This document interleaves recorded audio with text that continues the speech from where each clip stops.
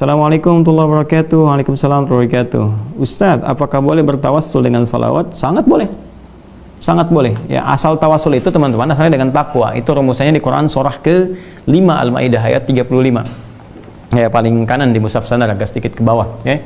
Ya ayyuhalladzina amanu taqullaha wabtaghu ilaihil wasilah. Ya.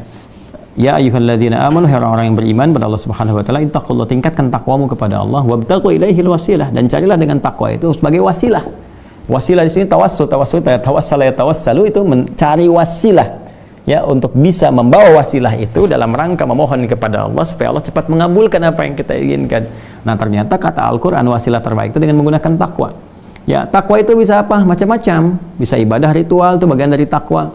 Ya, misalnya sholat itu kan, itu bagian dari takwa. Dalilnya apa? Al-Baqarah ayat 2 sampai 3 itu, ya, dzalikal kitabul la raiba fihi hudal lil muttaqin. Siapa muttaqin orang takwa ini? Ayat 3-nya, alladzina yu'minuna bil ghaib wa yuqimunas shalah. Salat. Ya, makanya banyak orang bertawasul menggunakan salat. Tawasul di sini menjadi wasilah. Ya, di Quran banyak sekali. Nabi Zakaria misalnya ketika memohon kepada Allah keturunan, ya, sudah berobat sana sini memohon dan di mihrab salat, dan dengan tawasul salatnya itu dijawab oleh Allah. Ya, itu kan ada di Quran surah ketiga Ali Imran ayat 38 sampai 39. Hunalika da'a Zakaria rabbah qala rabbi habli min ladunka dzurriyyatan thayyibah innaka sami'ud du'a.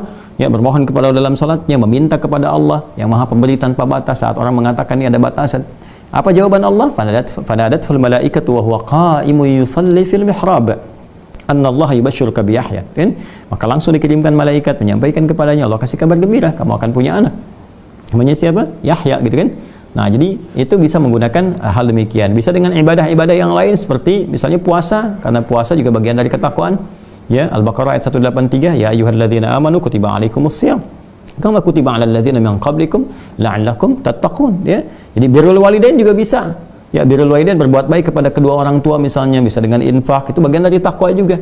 Ya, bisa dengan amal-amal soleh. Jadi takwa itu wujudnya amal soleh yang dikerjakan dengan iman. Jadi ketika pekerjaan dilakukan dengan iman kepada Allah, maka berubah pekerjaan itu menjadi amal saleh. Makanya di Quran setiap kata iman itu seringkali disandingkan dengan amal saleh. Ya wal 'asr innal insana lafi khusr illal ladzina amanu wa 'amilus shalihat. Nah, iman ketika mengiringi perbuatan jadi amal saleh itu bagian untuk titian takwa. Makanya muaranya takwa. Jadi begitu takwa meningkat, maka takwa jadi cara tercepat kepada kita untuk memohon kepada Allah supaya dikabulkan permintaan-permintaan kita. Makanya banyak orang memohon kepada Allah itu dengan mengerjakan amal soleh dulu.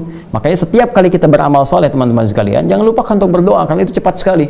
Cepat, termasuk kisahnya orang-orang yang viral di Al-Bukhari itu kan, yang terjebak di dalam gua itu, dan sulit mereka kemudian untuk keluar dari situ, ya, setelah menggunakan banyak tenaga. Maka mereka bertawasul kan dengan amal solehnya masing-masing. Nah, di antara amal soleh itu ada yang dengan menggunakan lisan. Contohnya apa? Misalnya sholawat pada Nabi sallallahu alaihi wasallam. Hadisnya jelas. Man shalla alayya salatan wahidah sallallahu alaihi asyra salawat. Siapa yang bersolawat kepadaku, kata Nabi sallallahu alaihi wasallam, dengan satu kali solawat, Allah akan balas dengan 10 kali. Ya, awas nih ya, awas, hati-hati, ada persepsi orang-orang salah yang ditebarkan oleh baik itu dari kalangan orientalis ataupun misionaris bahwa ini nabinya orang Islam masih butuh syafaat dari umatnya. Itu salah memahami. Ya, kita wajar lah karena nggak pernah belajar Islam kan, nggak pernah sholat, nggak pernah puasa, nggak pernah mengerti. Jadi kita terangkan lagi dengan cara yang benar. Sholat yang dimaksudkan di sini adalah meminta dengan sholawat itu, memohon kepada Allah dengan keutamaan nabinya supaya kita dapat kemuliaan. Ya, jadi bukan mendoakan dalam konteks mendoakan Rasulullah sudah baik, sudah terjamin dan sebagainya. Justru kita memohon kepada Allah, ya, dengan membawa nama Rasulullah SAW melalui sholawat kepadanya. Ya, maka kata Nabi SAW itu akan balik 10 kebaikan. Jadi kita bersolawat kepada Nabi SAW, hakikatnya meminta kepada Allah supaya dengan solawat itu Allah berikan kemuliaan seperti Allah berikan kemuliaan atas nama Nabi Muhammad SAW. Ya, maka dari situ datang Allah memberikan solawat, kata Nabi, 10 kebaikan kepada kita. Dan solawatnya Allah kepada kita itu berupa apa? Bisa berupa pengabulan doa, bisa berupa rahmat, bisa berupa ampunan, ya, bisa kemudahan dalam mendapatkan solusi dalam kehidupan. Ya, itu misalnya di Quran surah kedua Al-Baqarah, ya, ayat 155 sampai 157 itu kan bagaimana mengatasi persoalan. 155 persoalannya, 156 kesabarannya, 157 salawat Allah kepada kita. Ya, walanabluwannakum bisyai'in minal khaufi wal ju'i wa naqsin minal amwali wal anfusi wath thamarat wa basyiris sabirin. Ya, dan setiap orang-orang yang hidup, kalian semua akan mendapatkan ujian untuk meningkatkan kualitas hidup kalian. bukan untuk menjadikan kehidupan kalian bermasalah, kata Allah. Ya, apa saja ujiannya itu, ada kekhawatiran, khauf, kita khawatir, gak enak, gak nyaman, macam-macam sifatnya. Wal ju', kadang-kadang lapar, kadang harta berkurang, wa nafsunul amwal wal anfus, ya, kadang jiwa ada yang sakit bahkan meninggal, wa thamarat, ada hasil kerja keras kita diambil oleh orang lain, kita yang tender, mereka yang dapat proyeknya, kan? Wa basyiris sabirin, dan berikan kabar gembira pada orang sabar. Siapa orang sabar ini? Ayat 156. Alladzina idza asabathum musibah qalu inna lillahi wa inna ilaihi raji'un, yaitu orang-orang ketika diuji itu dia menyadari sepenuhnya, wah, ini Allah yang telah tentukan, Allah ingin mengangkat derajat saya. Nah, jadi ini adab di Quran ya, kalau sedang punya ujian itu diuji langsung. Ya, cara pandangnya pakai iman dulu, kalau pakai akal capek nanti. Jadi biarkan iman membimbing akal kita untuk memahami sehingga datang hikmah. Maka ketika iman kita berbicara, iman kita memberikan bimbingan, maka spirit Quran akan datang. Kata Allah, setiap ujian itu pada hakikatnya didesain oleh Allah untuk meningkatkan kualitas kehidupan kita. Karena semua ujian itu, pemahamannya, itu tidak pernah datang kecuali untuk meningkatkan kualitas. Silahkan kalau nggak percaya, ya, kita kadang-kadang di satu sisi bisa memahami dengan mudah, tapi sisi lain terkait hidup kita sendiri, kok jadi susah gitu logika itu dipakai. Saya beri contoh begini, di sekolah kan ada ujian.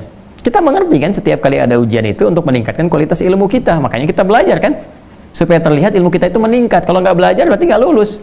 Ya, makanya kan kosa atau frame terkecilnya itu supaya lulus, supaya lulus. Lulus itu apa sih maksudnya? Ya, lulus itu kan peningkatan kualitas. Jadi lulus, kualitas kita meningkat sehingga naik dari yang sebelumnya, kan? Dari SD ke SMP, SMP ke SMA. Ya, hidup juga begitu kan, polanya sama saja.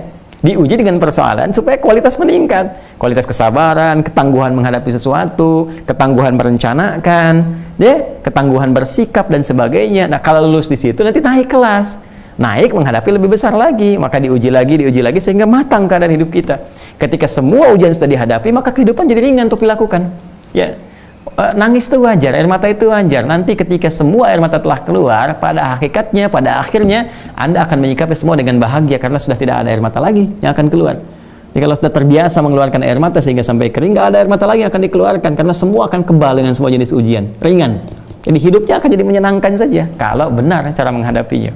Maka Al-Quran mengatakan, katakan pada dirimu, inna lillahi, semua itu punya Allah. Allah kasih ketentuan, la yukallifullahu nafsan illa wus'aha, nggak mungkin Allah uji di luar batas kemampuan, kan?